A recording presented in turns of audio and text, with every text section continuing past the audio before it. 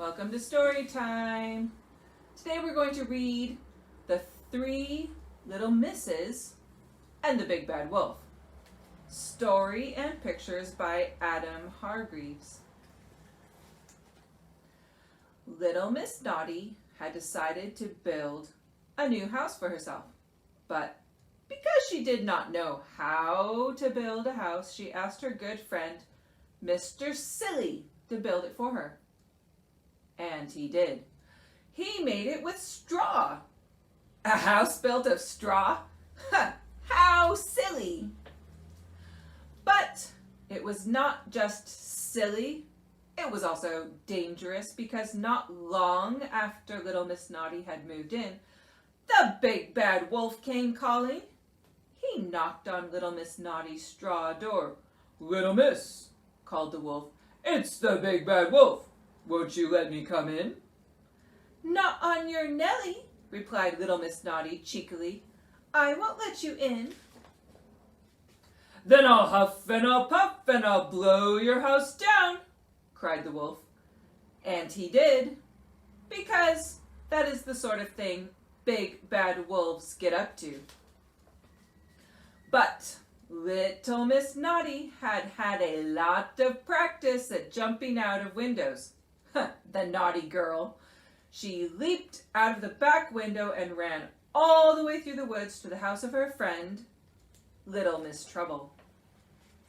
Now, as it so happened, Little Miss Trouble had also just had a house built for herself. A house built by Mr. Mean. And as you probably know, Mr. Mean does not like to spend money. So, he had built Little Miss Trouble's house as cheaply as he could. He had built it with sticks.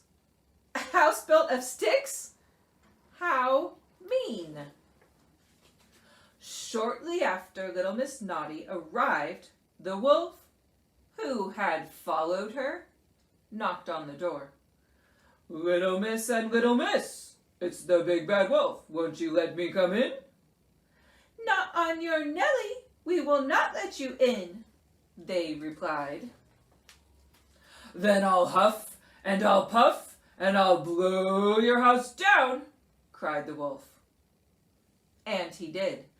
So the two little misses ran out of the back door and stole Mr. Funny's car. I know! How naughty! They raced off to Little Miss Bad's house with the wolf chasing after them. Little Miss Bad had employed a proper builder to build her house, Mr. Brick. Brick by name and brick by nature. So, of course, he had made Little Miss Bad's house out of bricks. Not long after the two little misses burst into Little Miss Bad's house, there was a knock at the door. "That will be the big bad wolf," said Little Miss Naughty. "This is the big bad wolf," began the wolf. "We know," chorused the three little misses. Little Miss, and Little Miss, won't you let me come in?" asked the wolf. "Not on your Nelly, we won't let you come in," cried the three little misses. "Then I'll huff and I'll puff and I'll blow your house down," roared the wolf. And he did, or at least he huffed and puffed, but Little Miss Bad's brick house did not fall down. It was too strong. "Bother," said the wolf. And then he had another idea. Little Miss, and Little Miss, I know of a lovely orchard on a hill on Mr. Field's farm.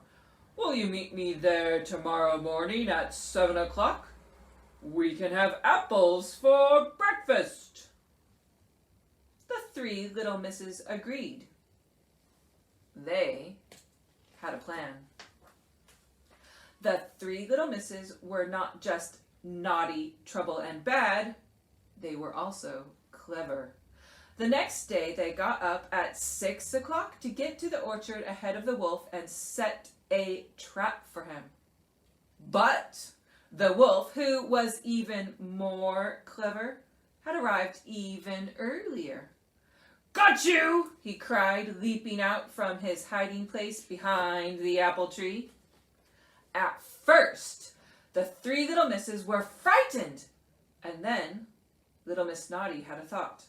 For the first time in their lives, they could be naughty, troublesome, and bad, and they would be in the right. "You might be big, and you might be bad," said Little Miss Naughty, "but I am naughty." "And I am Trouble," said Little Miss Trouble. "And I am bad," said Little Miss Bad. "And we'll huff and we'll puff and we'll blow you down," cried the three little misses all together. And they did. They huffed and they puffed and they blew the big bad wolf all the way down the hill. The wolf rolled and bounced and bumped, and so much you might almost have felt sorry for him. But not quite. The end.